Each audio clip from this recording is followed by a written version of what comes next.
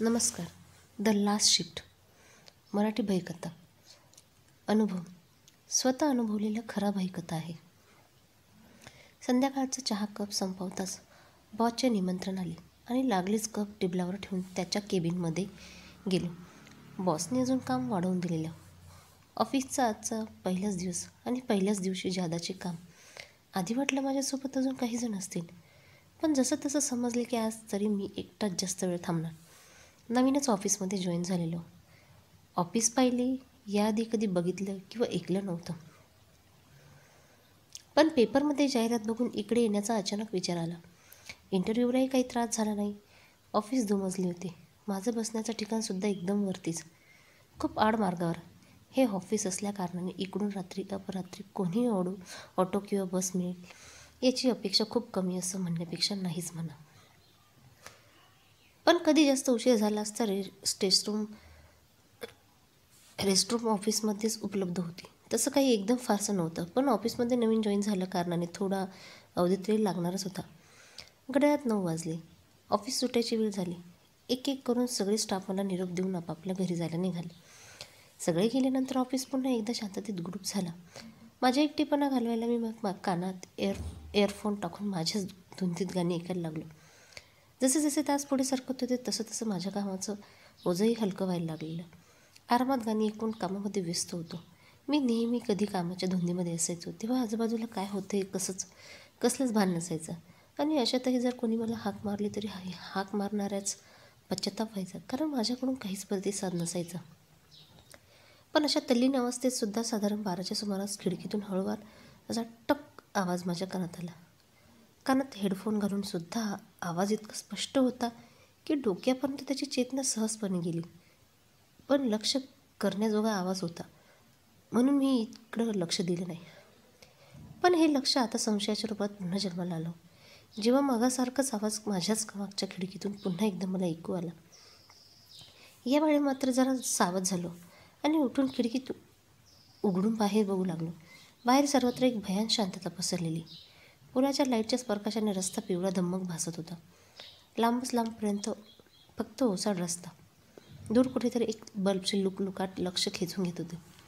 खिडकी ठोठावेल असं बाहेर काहीच वाटत नव्हतं आणि मुळात कोणी खिडकीवर एकाएकी टक टक करेल हा विचार अनाकलनीय होता.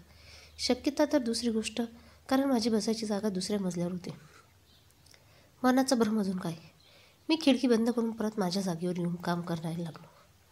पण काम करत असतानाही मनामध्ये पुसट असा संशय अजूनही होता, कारण पहिल्याच दिवशी या ऑफिसबद्दल ऑफिस कर्मचाऱ्यांकडून खूप काही ऐकायला मिळालं होतं. फार वर्षापूर्वी एक बायोडिझेल फॅक्टरी ह्याच जागेवर होती. सर्व काही सुरळीत चालू होतं, पण अचानक एक दिवस काही सुपरवायझर्सच्या भल्या मोठ्या आणि अक्षम्य चुकीमुळे फॅक्टरीला आग लागली. त्या आगीची क्षमता एवढी जास्त होती की त्यामुळे एक मोठा विस्फोट झाला आणि होत्याचं नव्हतं झालं. त्या स्फोटमध्ये खूप जणांना आपले प्राण गमवावे लागले. ज्या लोकांच्या चुकीमुळे आग लागली ते नशिबाने तर बचावले, पण खूप सारे निर्दोष कामगार फुकटात मारले गेले. काही लोकांच्या म्हणण्यानुसार ही जागा मुद्दाम आग लावली गेली होती. जे कामगार मेले त्यातले बहुतेक कामगार ह्याच ऑफिसच्या खाली पुरले गेले. दिवसानजीक दिवस गेले आणि जागा हॉन्टेड म्हणून लोकांमध्ये प्रसिद्ध झाली. आता यात किती तथ्यता आणि मिथ्यता यामध्ये जागत काही एक अर्थ नव्हता. नशिबाने का होईना मला हा जॉब खूप महत्त्वाचा होता. लोकांच्या ह्या बनवलेल्या गोष्टींवर विश्वास ठेवला काय आणि ठेवलं नाही काय, माझ्यासाठी दोन्ही सारखेच होते. झालेल्या प्रकारामध्ये दुर्लक्ष करून मी परत इयरफोन्स कानात टाकून माझ्या कानाला लागलो. गाण्यामध्ये माझ्या आवडतं गाणी वाजायला लागले आणि सवयीप्रमाणे मी गाणी गुणगुणायला लागलो. कभी जो बादल बरसे. गाण्याचे फक्त 2च ओळी गुणगुणले असतील की तेच इयरफोनमधून कर्णकश आवाज यायला सुरुवात झाली. सगळ्यात आधी तर गाणी बंद झालं. मी लगेच मोबाईल चेक केला, पण सर्व काहीच ठीक होते. मग हे अचानक गाण्यात काय झाले, इयरफोन काय झालं का हे बघायला लागलो. ते बघण्यात मग्न असतानाच मी देखे तुझे आखे भर के गाण्याची पुढची ओळ पण आवाजात इयरफोनमधून नव्हता. आवाज मोबाईलमधून नव्हता आणि मुख्य गोष्ट म्हणजे हा आवाज गाण्याच्या सिंगरचा सुद्धा नव्हता. मुळात तो आवाज कोणा माणसाचा किंवा बाईचा भासतच नव्हता. ताबडतोब इयरफोन काढून जिकडे जिकडून आवाज येत होता तिकडे कान टवकारले. गाणं चालूच राहिलं. हळूहळू ते आवाज जवळ यायला लागले. आवाज इतका स्पष्ट येत होता की मला कळायला फार उशीर लागला नाही की हे आवाज अमानवी होते. इकडे माझे हालबिहाल व्हायला लागले. सर्वांगावरून सरून काटा आला. ऑफिसमधल्या एसीच्या थंडाव्यात सुद्धा माझ्याच गरम आणि वाढत चाललेल्या श्वासांची ऊब ओठांवर जाणवायला लागली. हृदयाचे ठोके तर एका पाठोपाठ एक त्याने गिअर वाढवत होते. हातापायातले त्राण निघून गेलेले. पण त्या परिस्थितीतही मी तातडीने उठलो आणि रूमच्या बाहेर धावत गेले. कदाचित वॉचमन काका तरी त्याच्या केबिनमध्ये असावेत. पायऱ्या उतरून खाली गेलो. वॉचमन काका त्यांच्याच झोपेत मस्त तल्लीन झालेले. त्यांना बघून जरासं हायसं वाटलं. लगेच त्यांना उठून सगळी घडलेली हकीकत सांगितली आणि त्यांना घेऊन वरती आलो. एक एक पायरीवर चढत होतो तशी मनातली अमानिक भीती परत एकदा जन्माला येत होती. वॉचमन काकांना घेऊन माझ्या डेस्कपर्यंत आलो सुद्धा, पण कोणाचाच आवाज किंवा चाहूल नव्हती. मी त्यांना खूप समजावले की आता काही वेळपूर्वी इकडूनच मला तो विचित्र गाण्याचा आवाज ऐकू आलेला. त्यांनी माझी परिस्थिती जाणवली आणि समजून काढून परत माघारी फिरले. मी सुद्धा या मनाचा भ्रम आहे असं समजून पुन्हा एकदा कामामध्ये व्यस्त राहण्याचा प्रयत्न करायला लागलो. पण कितीही झाले तरी ते आवाज अजून कानात वाजत होते. मनामध्ये खळबळ माजत होते. स्वतःची खूप समजूत काढण्याचा प्रयत्न केला. मनाचेच भास असावेत, नाहीतर वॉचमन काका असताना काहीतरी झालंच असतं. मी माझ्या कामाला लागलो. बाजूला मोबाईल आणि इयरफोन होते, पण परत गाणी ऐकण्याचा प्रश्नच नव्हता, म्हणून ते तसेच बाजूला ठेवले. मनात होणारी चलबिचल सांगायला इतर कोणीच नव्हते. काही काळ तरी शांततेत गेला, पण नंतर दुरूनच कुठून तरी पुन्हा एकदा गाण्याचे गीत गुणगुणण्याचा आवाज कानावर यायला लागले. आता मात्र मनातला संयम सुटत होता. तेवढं थंड वातावरणातसुद्धा सवंगा घामाने भिजून निघालेला हातपाय लटकून लागले. तो दूरवर आवाज आणखी जवळ येऊ लागला. मग आणखी जवळ आणि मग एकदमच दरवाजाच्या बाहेरूनच. माझी नजर दरवाजाच्या कडे बघण्याची घाई करत होती. ज्ञानेंद्रियाचा तर मनावरून कधीच ताबा सुटलेला आणि माझ्या बाबतीत ज्यावेळी ज्ञानेंद्रियाचा ताबा मनावरून सुटत आहे नेमकीच त्याच वेळी काहीतरी अघटित घडत आहे. यावेळी माझ्या अथक संघर्षाने सुद्धा माझ्या डोळ्यांना त्या दरवाजाकडे बघण्यासाठी अडवता आले नाही आणि समोर जे दिसले ते माझे डोळे अजूनसुद्धा विसरू शकत नाहीत. समोर दरवाजाच्या उंबरठ्यावर एक बाई हातात मेणबत्ती घेऊन ते गाणं गुणगुणत होती. मेणबत्तीच्या प्रकाशाने तिचा चेहरा भयानक नसला तरी तसा भासत होता. अधिकाधिक भीतीदायक. कोण? माझे शब्द माझ्याच गळ्यात अडकत होते. त्या बाईकडून काहीच प्रतिक्रिया आली नाही.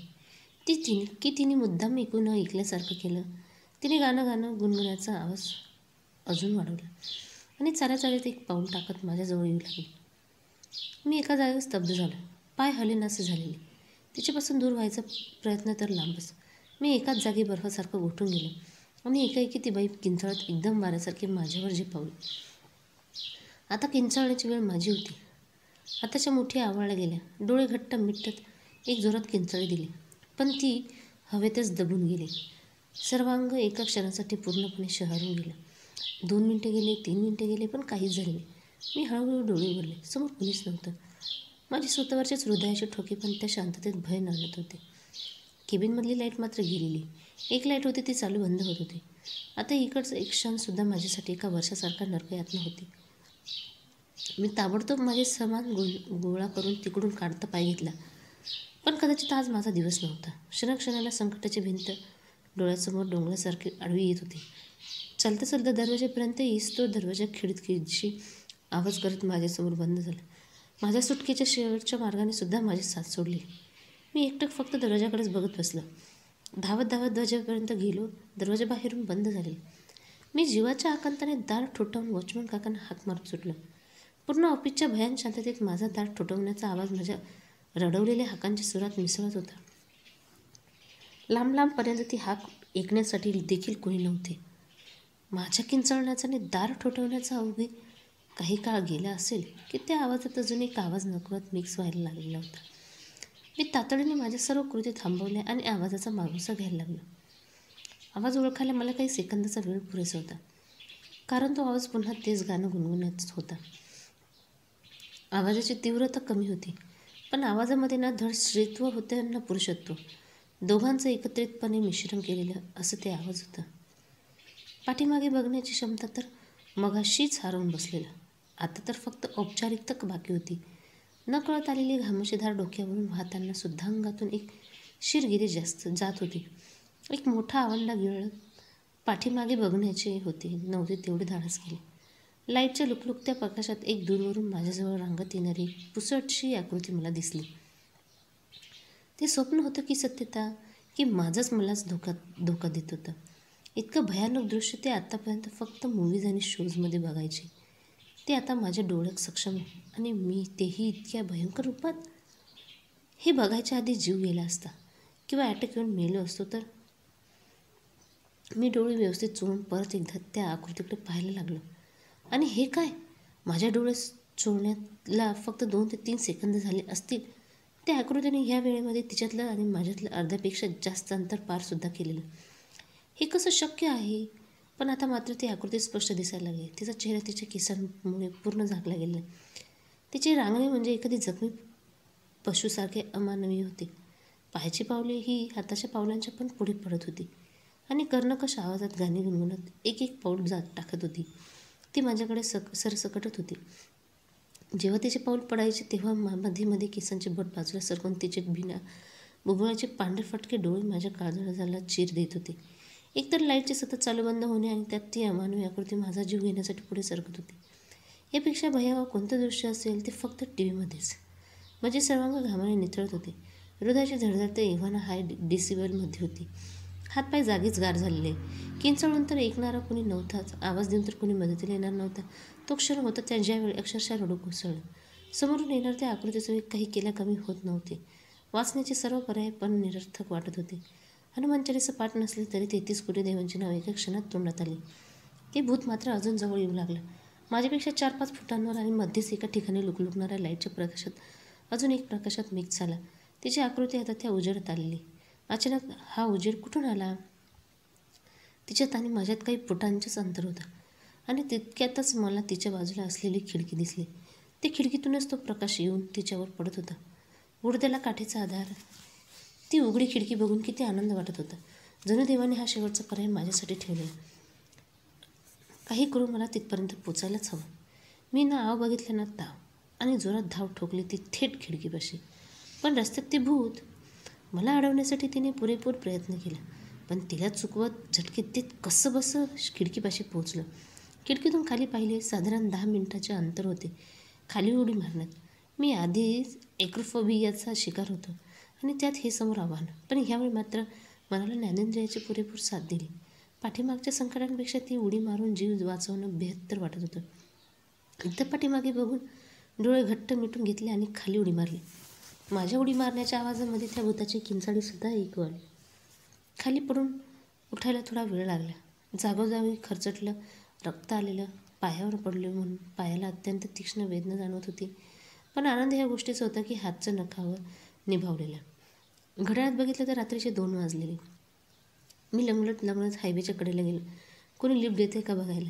खूप वेळ वाट बघितल्यानंतर एका टेम्पो थांबला आणि त्यात बसून घरी जायला निघालो. टेम्पोमध्ये बसता परत एकदा पाठीमागे ऑफिस बघितले. ऑफिस कसले? एक जुने आणि पडके खंडर होते ते. एखाद्या भूत बंगल्यासारखे भासणारे. व्हिडिओ आवडला असेल तर लाईक करा, शेअर करा, कमेंट करा आणि माझ्या चॅनलला सबस्क्राईब, ज्यांनी अजून कोणी केलेलं नाही त्यांनी सबस्क्राईब करा. माझ्या चॅनलला लाईक करा. अशाच नवनवीन कथा मी पुन्हा घेऊन येणार आहेत, तुम्हाला आवडणाऱ्या भयकथा. धन्यवाद.